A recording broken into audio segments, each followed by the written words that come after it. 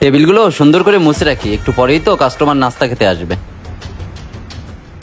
কি করবো কিছুই ভাল লাগতেছে না, হাতটাও খালি, পকেটে একটা টাকাও নাই গা, মাথায় কোনো প্ল্যানই আসতেছে না। ক্ষুধা পেটে কি করবো, ক্ষুধাও তো লাগছে অনেক। এক কাজ করে আগে কিছু খাইনি, পরে এমনি মাথায় বুদ্ধি আসবে, যাই। প্রত্যেকটা টেবিল ভালো করে মুছতে হবে, কাস্টমার নোংরা দেখলে আর আসবে না। এই তো হোটেল পায়ে গেছি গা, এখান থেকে কিছু সিঙ্গারা খেয়ে পেটটাকে ভরে নি, যাই ভিতরে যাই, গরম গরম সিঙ্গারা খায় পেটটা ভরলে হইব। এখানেই বসি। এই কেউ কে আছে, আমার জন্য 4টা সিঙ্গারা নিয়ে আসেন তো। কি ব্যাপার, কত সময় লাগতেছে? স্যার আর কিছু লাগবে? না আর কিছু লাগবে না, সকালের নাস্তা তো, সিঙ্গারা খেলে আমার পেট ভরে যাবে। ঠিক আছে স্যার। আচ্ছা যান তাহলে। যাক, সিঙ্গারা গুলো গরম গরম অনেক মজা আছে, তাতে খেয়ে বেরোতে হবে এখান থেকে। স্যার আপনার পানি। আরে পানি আনছো, আমার গলা আটকে গেছিল, দাঁড়াও একটু দাঁড়াও, ভালো টাইমে পানি আনছে, তাতে পানিটা খেয়ে ফেলি। এই তো গলাটাতে মানে সিঙ্গারা বেরোলো। তুমি ভালো টাইমে পানি আনছো। জি স্যার, এটা তো আমার কর্তব্য ছিল। আচ্ছা যাই হোক, তোমাকে দেখে তো ওইটার মনে হচ্ছে না। আচ্ছা আমার পাশে একটু বসে তো, তোমার সাথে আমার কিছু কথা আছে। স্যার আমার তো কাজ আছে, আপনি যা বলবেন বলেন স্যার। আরে বলবো তো, আপনি বসেন, আপনার সাথে আমি বসে কথা বলি। কিন্তু স্যার। কিন্তু কিন্তু বাদ দেন, আপনি বসেন তো, আপনার সাথে কথা আছে। আপনি ঠিক টাইম মতো পানি না আসলে আমি তো গলায় সিঙ্গারা আটকে মরে যেতাম। আমি সিঙ্গারা খেতে গিয়ে গলায় আটকে গেছিল, আমি পানি খাবো, আপনি কিভাবে জানেন? আপনি আসলে একজন ভালো মনের মানুষ, ঠিক আছে? আপনার সাথে আমার অনেক কথা আছে, শোনেন, আমার সাথে আপনি কথা বললে আপনারই লাভ আছে, ঠিক আছে? আর আপনাকে দেখে তো ওইটার মনে হচ্ছে না। আর আপনি কি কারণে এখানে ওইটার কাজ করতেছেন, আপনি আমাকে সব সত্যটা খুলে বলেন, তাহলে আপনার উপকার হতে পারে। ঠিক আছে স্যার, তাহলে শোনেন, বাড়ির বড় ছেলে আমি, আমার বাবা বেঁচে নাই, বাড়ির আর্থিক অবস্থাটা আমাদের খুবই খারাপ। আমার 2টা ছোট বোন আছে, তাদের বিয়ের দায়িত্বটা আমার উপরে। এর জন্য স্যার ওয়েটারের চাকরি করতেছি। ও আচ্ছা তাই, যাই হোক, আপনি লেখাপড়া কতটুকু করছেন? এসএসসি পাস করছি। কি বলেন, এসএসসি পাস করে সাধারণ এই হোটেলের ওয়েটারের কাজ করেন? আপনার তো বিদেশে থাকা দরকার। কি বলেন স্যার, আমার মতন গরিব যাবে বিদেশে? আরে কি বলেন, বিদেশে গরিব আর বড় লোক না, এখানে সবাই যেতে পারে, বুঝতে পারছেন? আপনি যাইতে চান নাকি বলেন, আপনি চাইলে আমি আপনাকে নিয়ে যাব, কারণ আমি তো বিদেশেই থাকি। স্যার আপনি বিদেশে থাকেন? কোন জায়গায় থাকেন, কি কাজ করেন? আরে আমি তো সৌদি গেছিলাম, বুঝতে পারছেন? আমি ওখানে অনেক কষ্ট করছি। আমি ওখানে এক হোটেলের ওয়েটার ছিলাম, এখন আমি ওই হোটেলের ম্যানেজারের কাজ করি।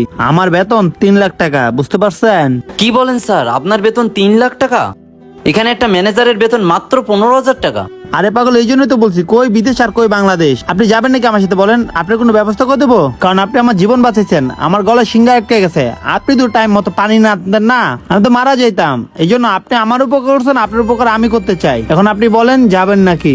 কিন্তু স্যার আমার কাছে তো এত টাকা নেই স্যার, আমি যে কয় টাকা জমাইছিলাম ওটা দিয়ে আমার বোনের বিয়ে দিতে হবে স্যার, আর বোনগুলোর বিয়ে না দিতে পারলে আমার মার অনেক মনে কষ্ট লাগে। তাই স্যার মনে হয় না যে আমার মতন গরিব বিদেশে যেতে পারবে।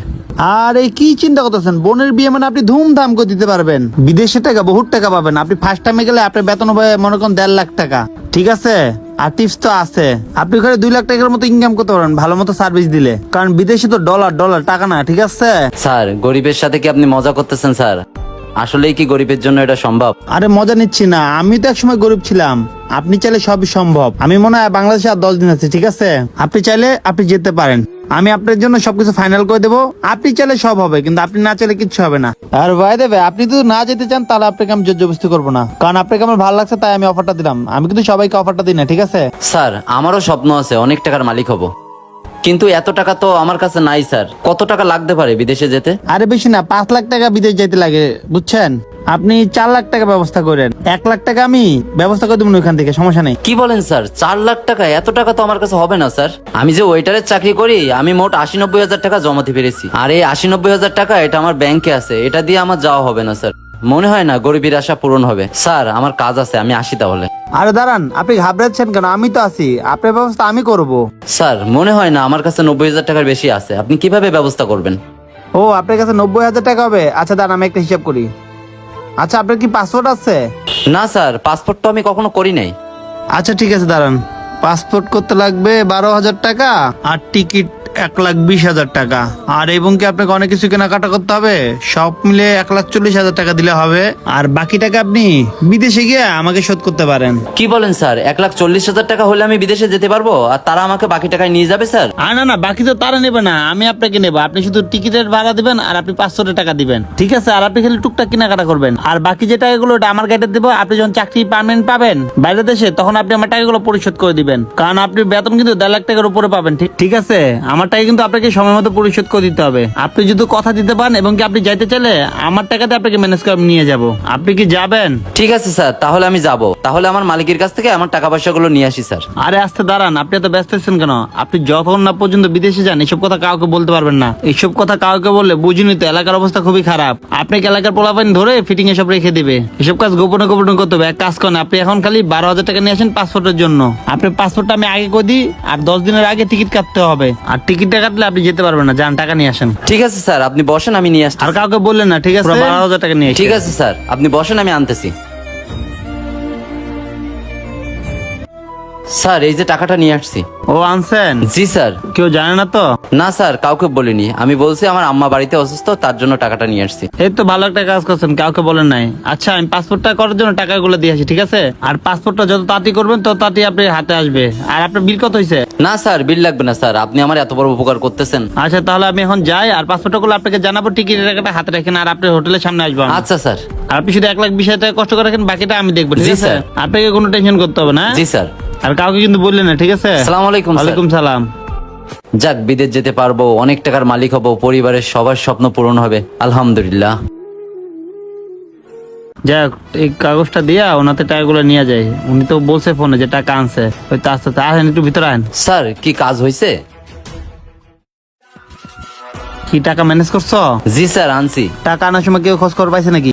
কেউ জানে না স্যার, আমি ব্যাংকের থেকে গোপনে 90,000 টাকা উঠাই নিয়ে আসছি, আর আমার একটা বন্ধুর কাছ থেকে 30,000 টাকা হাওলাত নিয়েছি। সব মিলিয়ে এই যে এখানে। আরে লুকাও, কেউ দেখলে সমস্যা আছে। শোনো, আমার কথা মনোযোগ দেয়। এই নয়, কাগজটা রাখো। এটা কোন কাগজ জানো? এই পাসপোর্ট করতে দিচ্ছ না, ওই পাসপোর্টের ডকুমেন্ট, ঠিক আছে? এটা কাউকে খুলে দেখাবা না, এটা তোমার কাছে গোপনে লুকা রাখবা। কেউ দেখলে সমস্যা হবে, ঠিক আছে? আমি 10 তারিখে আসে এখান থেকে আপনাকে নিয়ে যাবো, ঠিক আছে? জান তাহলে, হ্যাঁ? আচ্ছা স্যার। আর টেনশন করুন না, আমি আছি। যাক, বহুত টাকা, 1,20,000 টাকা অনেক টাকা। যাই হোক, এখান থেকে এখন চলে যায়, লোকটা আসার আগে। যাই, কেউ নাই, জায়গায় চান্সে।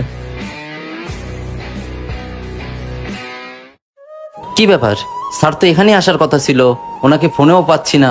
স্যার এখনো এখানে আসতেছে না কেন? কিছুই বুঝতেছি না। উনি আমার ফোন ধরতেছে না কেন? আজকেই তো এখানে আসার কথা। কারণটা কি? ফোনও ঢুকতেছে না, ফোনটা বন্ধ। বুঝলাম না, উনি কি আমার সাথে তাহলে বাটপাড়ি করলো? দেখি তো কাগজটা খুলে, দেখি তো পাসপোর্টের কোন ডকুমেন্টসটা আছে। উনি তো আমাকে বলছিল উনি না আসা পর্যন্ত কাগজটা না খোলার জন্য। আমার সন্দেহ হচ্ছে, আমি খুলে দেখি। আল্লাহ, উনি আমাকে এটা কি কাগজ দিছে? এটা আমি কি কাগজ দেখতেছি? তাহলে কি উনি আমার সাথে বাটপাড়ি করছে? বন্ধুরা, কারো মুখের কথা এবং কারো হাসি দেখে কখনো বিশ্বাস করবে না, কারণ প্রতারণা শিকার আপনিও হতে পারেন। এই ভিডিওটা ভালো লাগলে লাইক শেয়ার কমেন্ট করতে বলবেন না। ধন্যবাদ সবাইকে ভিডিও দেখার জন্য। নতুন কথা ফলো করতে বলবেন না।